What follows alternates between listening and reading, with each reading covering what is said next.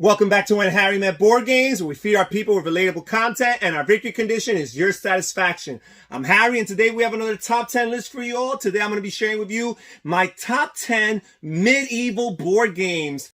So without any further ado, let's get straight to my list with my number 10.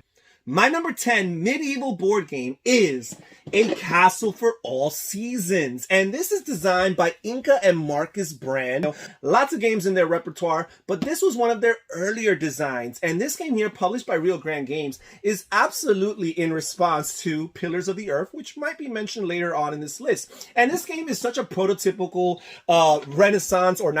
medieval themed game where the board basically consists of a huge castle that players are all trying to build. And every time, or not every time, but most of the times when you uncover these buildings, you're also uncovering worker placement spots. Because every time you build, you have the option to place down one of your workers. And all different worker placement spots do different things. For the majority, they give you coins and or victory points at the end of the game. And what's so neat about this game is that all of the worker placement spots, none of them I should say, are free. Every time you put a worker down, you have to spend money, coins. So coins are a very valuable resource in this game. They're a hot commodity, and you want to have them, and you want to time your actions wisely in order to be able to have the budget, the money, in order to get these worker placement spots. And usually each location has 2 or 3 worker placement spots available, and each of the worker placement spots are incrementally more expensive. So you're the first person there, you can pay a little bit less, but at the same time, usually the more expensive worker placement spots actually grant you a little bit additional bonus. So perhaps you actually might want to go all in and spend that amount of money. Really cool. I like some of the innovations in this game. It's not, the way it comes together is not necessarily the most exciting, and perhaps that holds it back a little bit. And again, it reminds me of other games on this list. It's very generic in that sense. But again, some really cool, neat mechanisms as far as the worker placement and paying for them. And again, these worker placement spots, once you place your worker there, they're committed for the rest of the game. You never get that particular worker back. So you've got to budget your workers wisely. My number 10 medieval game of all time, Castle for All Seasons. Now we move on to my number 9, and I just finished alluding to it, and that's Pillars of the Earth. And this here is designed by Michael Renek and Stefan Stadler, and it's published by Cosmos Games, at least this edition is. And this game has been in and out of print over the years, but it is currently in print.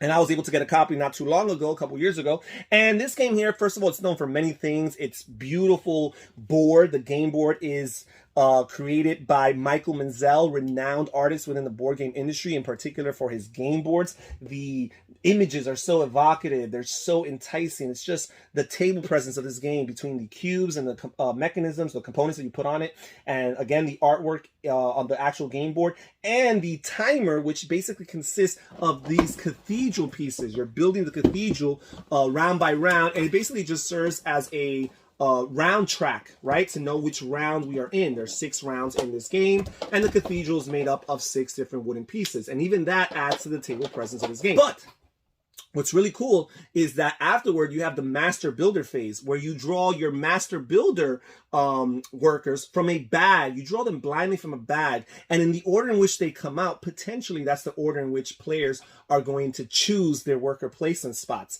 And there's so many different worker placement spots to choose from, and the timing behind it is always so crucial. But whenever you pull out your piece from the worker placement bag, your master builder, you have to pay a certain amount for going earlier in the turn order. So the earlier you're drawn, yes, you get that benefit, but you're going to have to pay money. So again, money is a very hot commodity in this game. But you could choose to pass and leave that worker, that master builder, for the very end of the phase, the master builder phase, and get that action for free, but potentially lots of other people can come ahead of you. And you keep on drawing from that bag until everybody's decided to either pay the amount that is corresponding to their turn in the sequence, or choose to pass and end up in the back of the line. So after the first one is drawn, you can choose to pay 7 or pass. The second guy's drawn, you can choose to pay 6 or pass. And eventually it gets to the point where you might not mind spending the coins in order to be earlier on in the turn order, because it goes down to like 4 or 3 or 2 coins, and you're like, you know what, it's worth it to take the action. And what's really cool about this game is that it can look very busy. The board can look very busy, but it's very intuitive, because you trigger the actions once everybody's placed their worker placements pieces. you don't trigger the actions in order of how they were placed. You trigger them in clockwise order. So you work your way up from the upper right-hand corner and you go all the way around the board in the order of a clock until all the action spots have been triggered. And that's how you carry out your actions. So again, your decision making as far as where you place your workers, you have to factor in that timing. You have to know that before this happens, that's going to happen. So perhaps you might not have the resources you need to carry out a certain action currently, but if you know that these actions are going to get triggered first, you know that those resources will be there waiting for you. Really cool. Again, it has a lot of good things going for it. Very popular in lots of people's eyes. In my opinion, it's the number 9 medieval board game, Pillars of the Earth. And now we move on to my number 8 medieval board game, and that is Palazzo, a simple game that nobody talks about, designed by Reiner Knizia, published by Rio Grande Games. And this is a tile laying game, very much in the vein of Alhambra. There's lots of correspondence there, lots of similarities, and absolutely Reiner Knizia was influenced by that design. Now, basically, players are drafting these different tiles that they're using to build their palazzos, their buildings, their grand buildings. And the buildings can potentially have 5 levels to them. But you have to build those levels in sequence. You cannot build a 1 on top of a 3 or a 4 on top of a 5.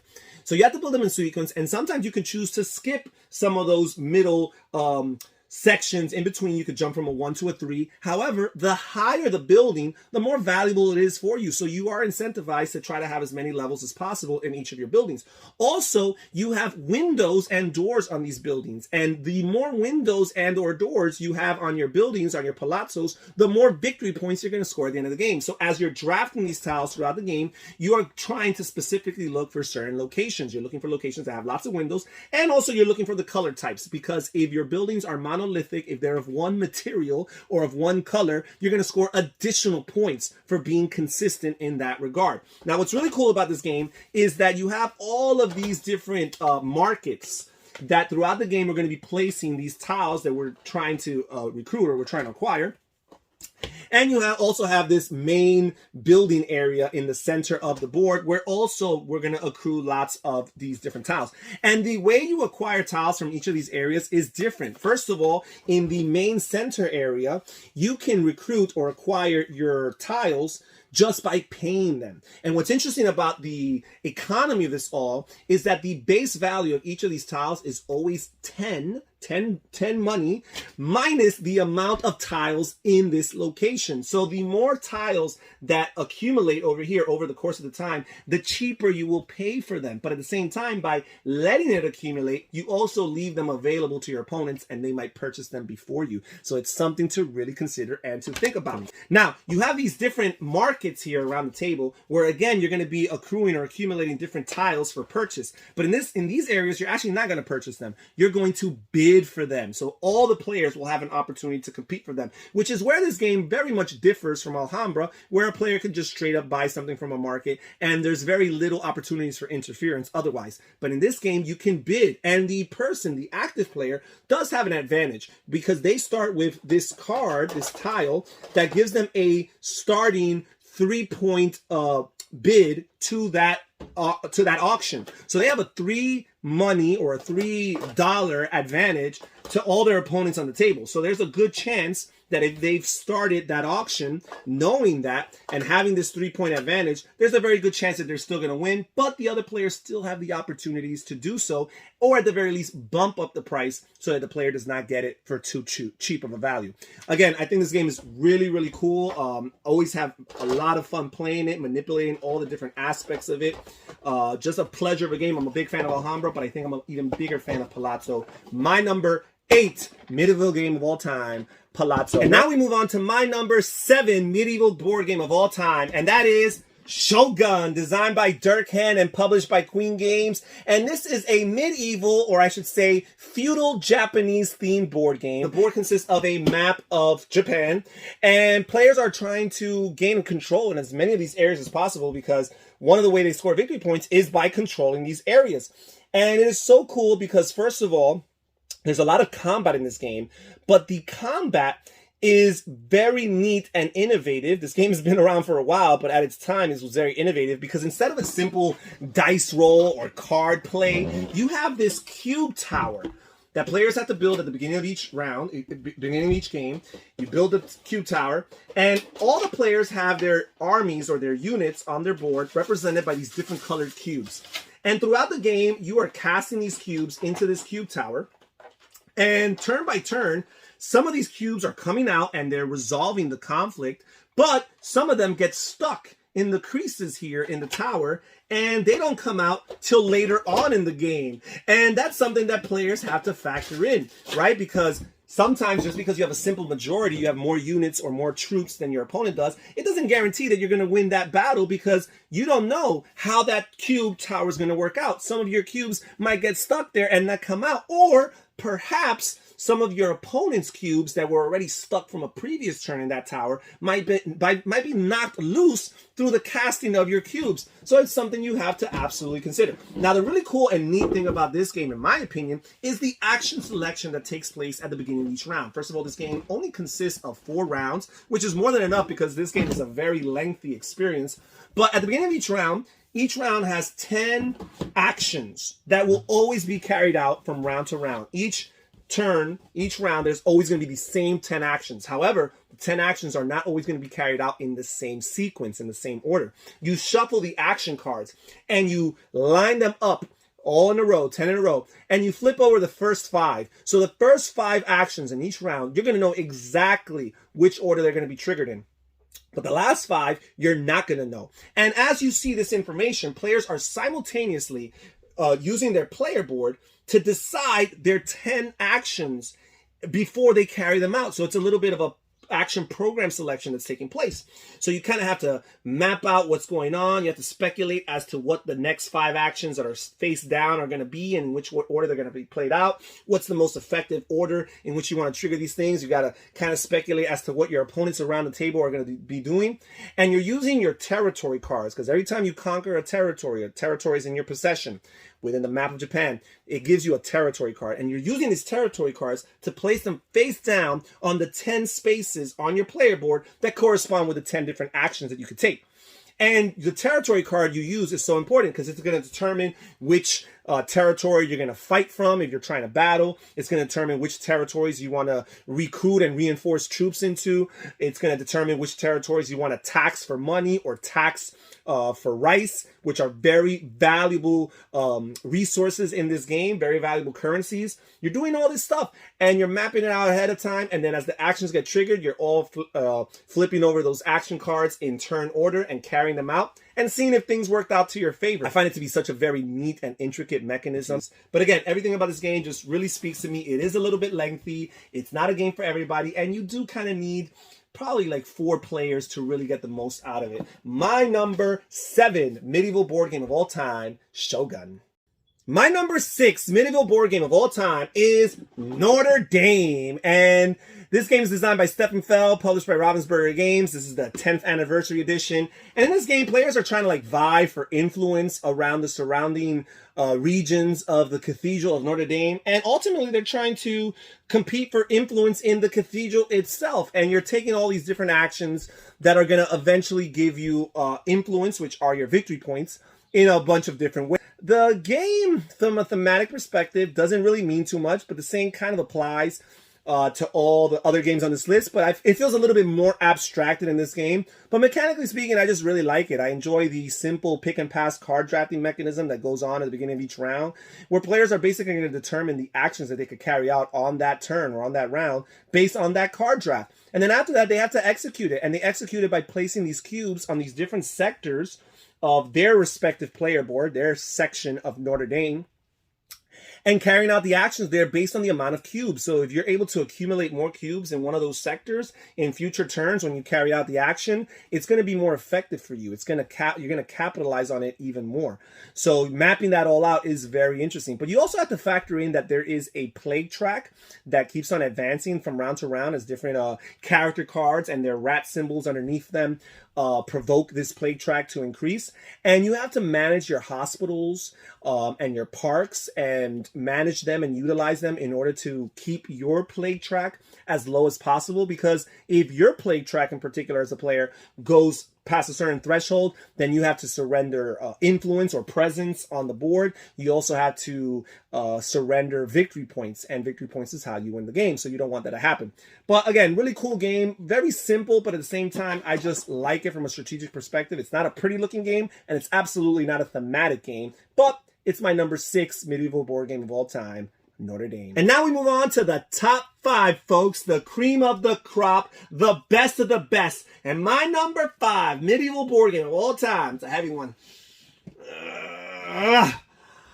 Oh my goods! Designed by Alexander Pfister and published by Mayfair and Lookout Spiel. And this game, oh my goods, this is a small little game that packs such a punch. This is such a meaty and crunchy experience. And basically in this game, players are medieval craftsmen from Europe who are trying to produce goods and build buildings and capitalize on them in order to optimize the production of these goods. But it's such a cool engine builder in this game because basically on a turn, players are trying to activate their buildings in their tableau in order to produce goods.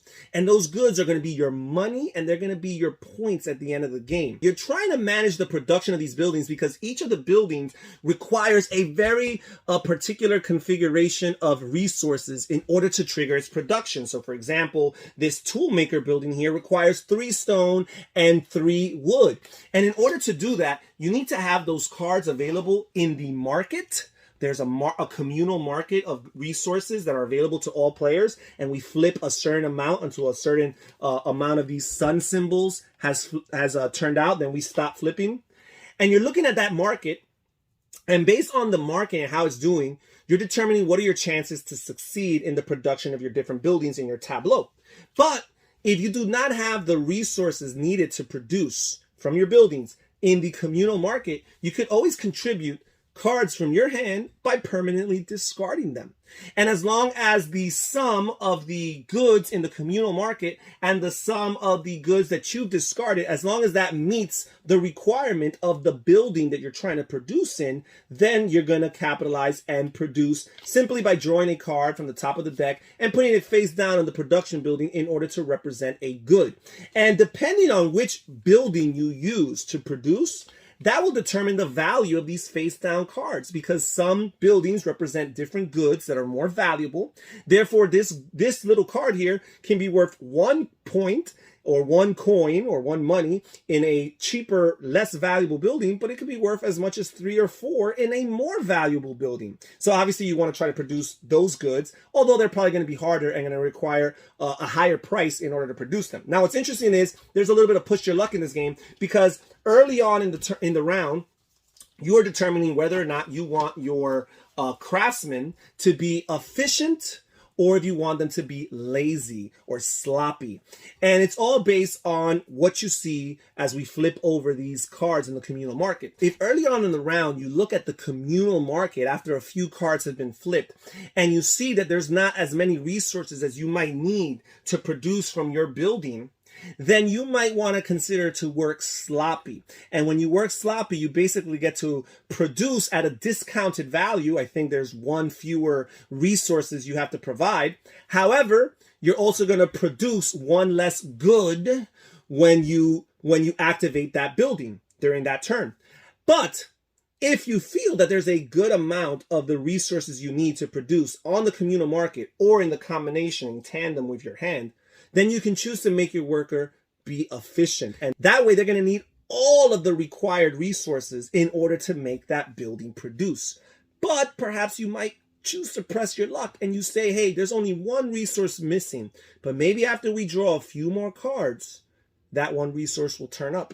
However, after you flip a few more cards, a certain amount of sun symbols have been flipped up, which triggers the end of that phase, the market phase, and all of a sudden you gotta go to work. And if you don't have enough resources, then your worker, who you chose to be efficient, doesn't produce any goods for you at all. So sometimes you're better off having a half turn where instead of producing 2 of that resource, you produce 1 of that resource.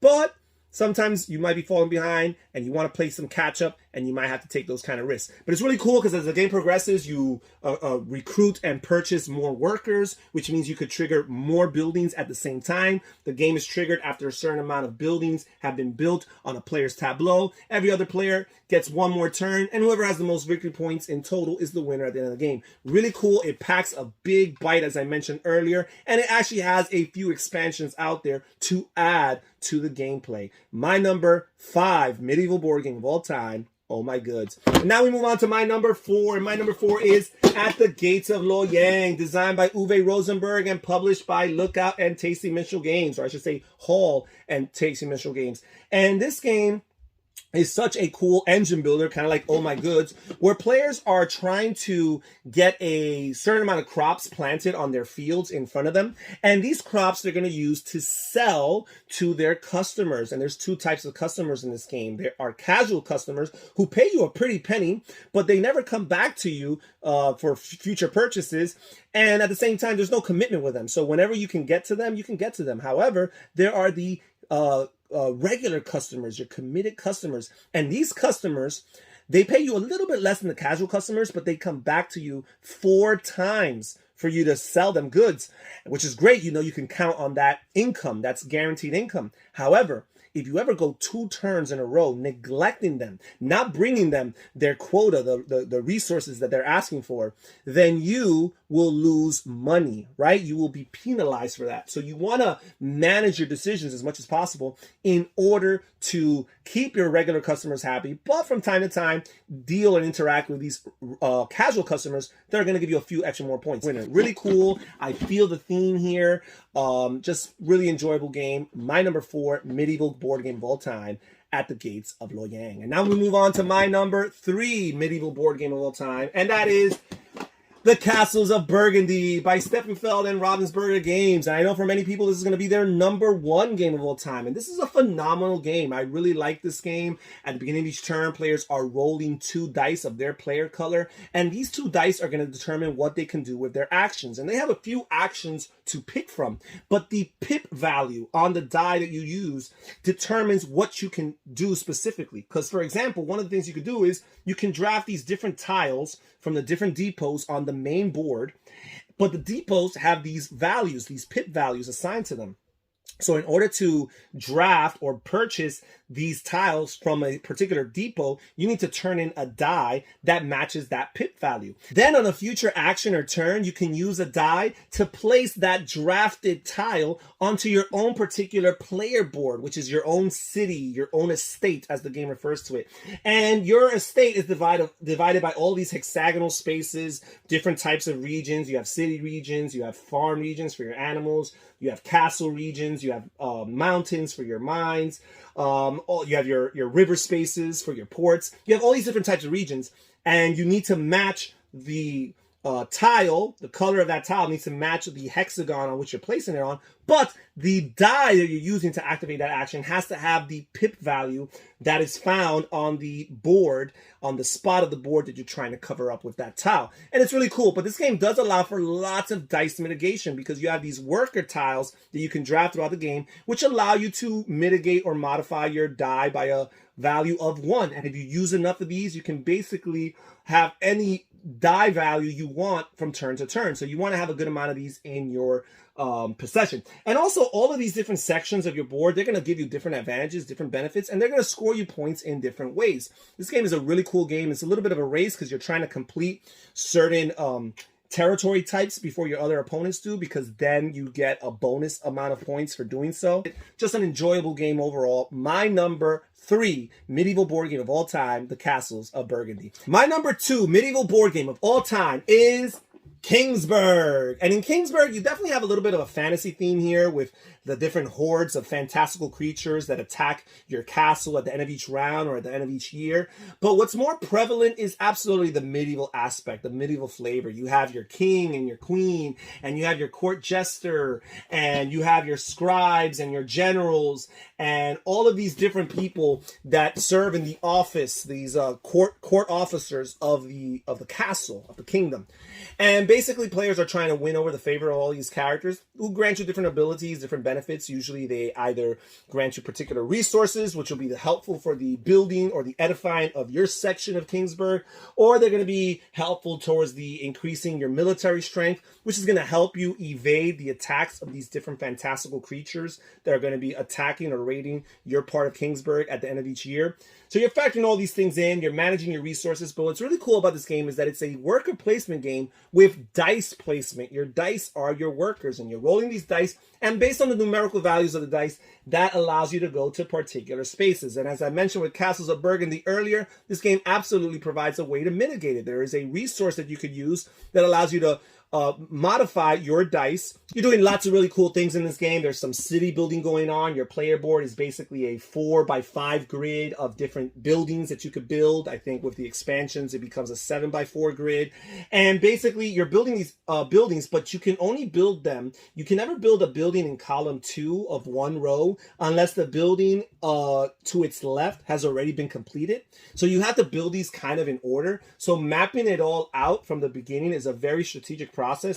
And all these buildings grant you different things. First of all, they grant you victory points, which is the end game winning condition, but they also grant you lots of in-game benefits, usually some things along the lines of strengthening your military against the hordes that will be attacking you. Sometimes the strengthening is in particular against very particular races. Sometimes the benefit of the value is the dice mitigation. It allows you to modify your dice roll or re-roll your dice. So again, it could be very, very helpful. So although the frustration of not rolling the dice that you want can happen, if you manage and strategize properly with the use of those modification tokens and the use of your different buildings, it decreases the opportunity for you to feel as frustrated. Very enjoyable, fun game. I always have a really good time playing it. My number 2 medieval board game of all time, Kingsburg. And that's it, folks. We move on to my number 1 board game, my number 1 medieval board game of all time, and it's relatively new to me, and that is Raiders of the North Sea, designed by Shem Phillips. And this is the second game within the North Sea trilogy. My wife Lily and I really enjoyed Shipwrights of the North Sea, although it does not get nearly as much buzz as Raiders of the North Sea. It's been an enjoyable game for us. And Raiders of the North Sea is definitely the crowning jewel of this trilogy, and perhaps the crowning jewel of Shem Phillips' design repertoire, although there's a good amount of games in the West Kingdom that compete with this as far as that's concerned. But this game is so cool. This is based on medieval times. It's the Middle Age of the Viking era, and players are raiding these different areas for their loot and bringing it back to their tribal chieftain, making an offering to him in order to win favor with that chieftain, and that favor comes in the form of victory points. But it's really cool because this is a worker placement game, and every turn, when you make a worker placement action, you're placing a worker down, carrying out the action of whatever that location might be. If it's in the village, you're getting some sort of benefit, either cards or resources or money. Or instead of going to the village, you could decide to raid and go into one of these locations. You got these outposts, these monasteries, and these fortresses with the loots that are in each of these locations. And every time you place your worker there, you choose one of the spots. There's usually 2 or 3 spots to choose from with their own pre-populated loot there. And you choose these spots, and basically you pick up a worker from there too. And usually when you do these raids, you pick up more valuable workers because you start the game with these basic black colored workers, but then eventually you get the gray and the white, and they have a little bit more range. There's some things that the black workers can do that's exclusive or more advantageous than the whites and the grays. But for the most part, the whites and the grays can get to certain locations, certain raids that the black ones would not be able to do. But again, it's really, really cool because you're trying to get the resources based on what you need in order to perhaps increase your armor, or again, the pre-designated expectation of the chieftain. The tribal chieftain there's these tiles there that tell you exactly what the tribal chieftain wants you to bring back from these raids, and how much victory points you're going to gain for bringing them back to the tribal chieftain. And it's really cool because you have these Valkyries, which are represented by these black wooden pieces, and they're spread out throughout the board. And whenever you raid a location that has a Valkyrie or more than one Valkyrie, it increases you or raises you in the Valkyrie track, which is going to get you lots of victory points at the end of the game. However, you're going to have to suffer a casualty because those Valkyries are going to take some of your crew to Valhalla. You're going to have to, for each Valkyrie that was there in that location that you chose to raid and gain its loot, you're going to have to sacrifice one of your crew members, which is represented by these cards. And these crew members are very helpful for you. You had to pay money in order to get them to begin with, but now you have to sacrifice them. So yes, you're going to have the reward or the incentive of raising up in that Valkyrie track, which is going to be very, the points really accumulate to a high amount. But at the same time, for the moment, you're going to suffer the consequence of having one less crew member. Really, really cool game. Just so much fun deciding where you're going to go, because you're kind of mapping out future turns, because again, every turn you're putting down one worker and you're picking up a different worker and you're triggering both of those actions. And again, just mapping it all out and having the right color worker in order to do the turn that you're planning on the next round is very, very crucial. My number one medieval board game of all time, Raiders of the North Sea. And that's it for today's list, folks. Thank you so much for joining us here at When Harry Met Board Games. Comment down below. Tell me what you think about this list. Which game here would make it to your top 10 medieval board games of all time, and which ones do you just completely want to avoid like the plague? This is Harry saying take care, everybody. Stay safe, stay healthy, and have fun gaming.